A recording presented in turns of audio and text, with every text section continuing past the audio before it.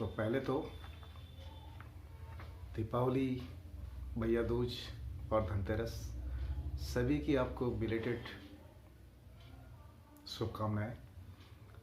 Festive season में कुछ ज़्यादा बिजी होने के कारण मैं आप लोगों तक वीडियो नहीं पहुंचा पाया, जिसका मुझे काफ़ी अफसोस रहा। खैर, इसके बाद आज से एक डेली वीडियो आपको मिलती रहेगी। छोटे छोटे टॉपिक हैं 10th NCERT साइंस के, और आज का जो टॉपिक है वो भी एक छोटा सा टॉपिक है लेकिन बहुत ज़्यादा इम्पॉर्टेंट टॉपिक। और टॉपिक क्या है? टॉपिक है ये displacement and double displacement reaction. Hindi में विस्थापन और द्विविस्थापन अभिक्रिया है। विस्थापन या डिस्प्लेसमेंट है, आप लोग सभी जानते हो इस चीज़ को कि डिस्प्लेस करना मतलब कि एक चीज़ दूसरी चीज़ को जब रिमूव कर देती है, हटा देती है अपनी जगह से, तो ऐसी रिएक्शन को हम डिस्प्लेसमेंट रिएक्शन कहते हैं। जब दो चीज़ें दो चीज़ों को हटाती हैं तो वो डबल डिस्प्लेसमेंट हो जाता है। अब एक एग्जांपल के थ्रू इसको हम समझने की कोशिश करेंगे। अब ये एग्जांपल है कॉपर सल्फेट का। तो आप देख रहे हैं CuSO4, इसमें अगर हम Zn यानी कि जिंक को डालते हैं तो इससे क्या बनता है? ZnSO4 plus Cu। तो जो जिंक है, यहाँ पर जिंक ने कॉपर को रिप्लेस किया और उसकी जगह पर ये खुद आ गया, और ZnSO4 का जो Zn है वो CuSO4 में बदल गया। और ये एक्सपेरिमेंट आपने किया होगा, तो इस एक्सपेरिमेंट में आपने देखा होगा कि जो कॉपर सल्फेट है इसका कलर कैसा होता है? इसका कलर होता है ब्लू। और जिंक जो होता है ये एक मेटल है, तो इसको जब हम डालते हैं इसमें, तो जिंक जो है सिल्वर कलर की एक मेटल होती है।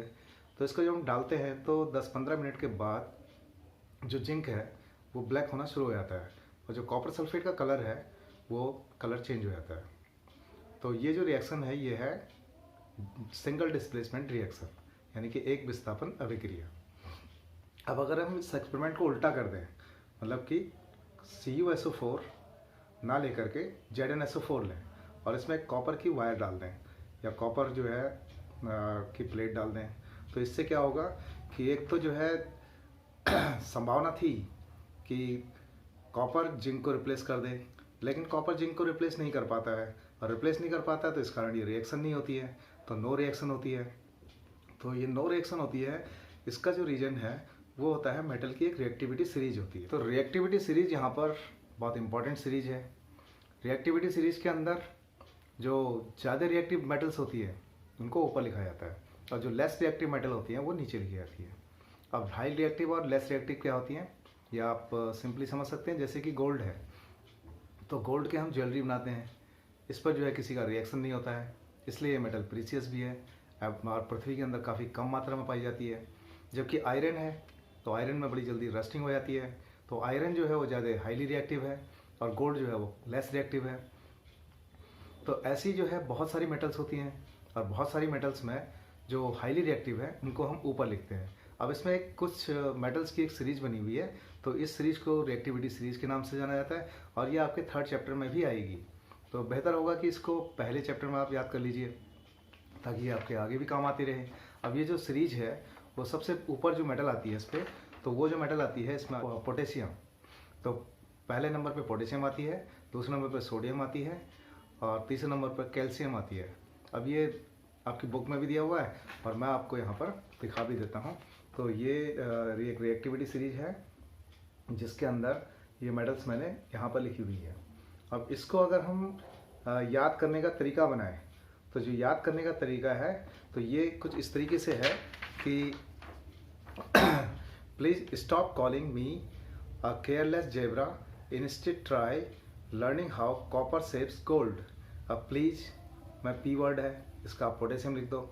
स्टॉप का S है तो इससे सोडियम बन गया। वैसे जो सोडियम है उसका फॉर्मूला Na है, पोटेशियम को कैलियम बोलते हैं तो उसका K होता है, लेकिन हम याद करने के लिए पोटेशियम को P मान सकते हैं। और अगर आपको इसके वर्डिंग ज़रा टफ लग रहे हैं तो इसको हम दूसरे तरीके से भी जो है याद कर सकते हैं, और वो तरीका please send cat monkeys and zebras into lovely hot countries. इन सब के आप पहले पहले वर्ड उठा लिए और उनसे जो आप रिएक्टिविटी सीरीज को बना सकते हैं। अब ये जितनी रिएक्शंस हैं ये मेटल्स की रिएक्शन है, और मेटल की रिएक्शन डिस्प्लेसमेंट करती हैं। तो मेटल मोस्टली जो हायर रिएक्टिव मेटल है वो लोअर रिएक्टिव मेटल को उसके सॉल्यूशन से डिस्प्लेस कर देती है। और ऐसी कुछ रिएक्शंस ऑर्गेनिक केमिस्ट्री के अंदर भी होता है। Organic chemistry carbon and compounds को लेकर के है। कार्बन और हाइड्रोजन के जो कंपाउंड होते हैं उनको हाइड्रोकार्बन बोलते हैं। और ये लेसन 4 आपका जो कार्बन एंड इट्स कंपाउंड्स है, तो उस चैप्टर में इसका डिस्कस होगा। तो वहाँ पर इस डिस्प्लेसमेंट रिएक्शन को एक और नाम से जाना जाता है जिसे कहते हैं सब्स्टिट्यूशन रिएक्शन। तो डिस्प्लेसमेंट को ही सब्स्टिट्यूशन रिएक्शन भी कहते हैं। कोई चेंज नहीं है, कोई डिफरेंस नहीं है दोनों के अंदर। सब्स्टिट्यूशन रिएक्शन जो कार्बन के अंदर है, ये डिस्प्लेसमेंट रिएक्शन, उसमें क्या होता है कि जो CH4 है, CH4 मीथेन को कहते हैं, और अगर उसमें हम क्लोरीन ऐड कर दें इन प्रेजेंस ऑफ सनलाइट, तो यहाँ पर सनलाइट का होना जरूरी है। तो सनलाइट के अंदर जो क्लोरीन है वो हाइड्रोजन को डिस्प्लेस कर देता है और उससे CH4 का एक हाइड्रोजन निकल करके एक क्लोरीन के एटम के साथ HCl बनाता है, और जो CH4 है वो CH3Cl में कन्वर्ट हो जाता है। तो इस रिएक्शन को और इससे आगे की रिएक्शन को हम ऑर्गेनिक केमिस्ट्री में पढ़ेंगे। अब दूसरी आती है इसमें डबल डिस्प्लेसमेंट रिएक्शन। और जो डबल डिस्प्लेसमेंट रिएक्शन है इसको प्रेसिपिटेशन रिएक्शन भी कहते हैं, हिंदी में अवक्षेपण अभिक्रिया भी कहते हैं।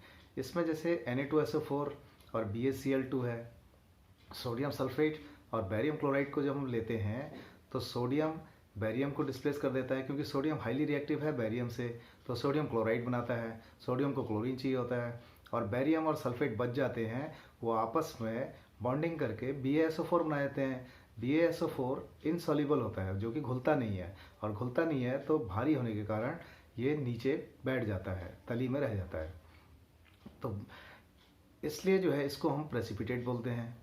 और जो ये रिएक्शन है प्रेसिपिटेशन रिएक्शन भी कहलाती है। तो डबल डिस्प्लेसमेंट रिएक्शन जिसमें दो कंपाउंड्स को डिस्प्लेस करेंगे तो वो डबल डिस्प्लेसमेंट है।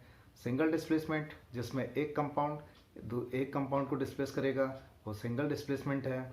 और जो सिंगल डिस्प्लेसमेंट है ये मेटल्स के साथ में मोस्टली होती है, लेकिन कार्बन के कुछ कंपाउंड्स हैं उनके बीच में भी ये सिंगल डिस्प्लेसमेंट रिएक्शन हो जाती है। और कार्बन वाले इस चैप्टर में इसको सब्स्टिट्यूशन रिएक्शन बोला गया है, प्रतिस्थापन अभिक्रिया बोला गया है। तो ये था आज का टॉपिक। वीडियो अच्छा लगा हो तो लाइक कर देना, और अगर इन्फॉर्मेशन आपको आगे भी चाहिए तो चैनल को सब्सक्राइब करके रख लो।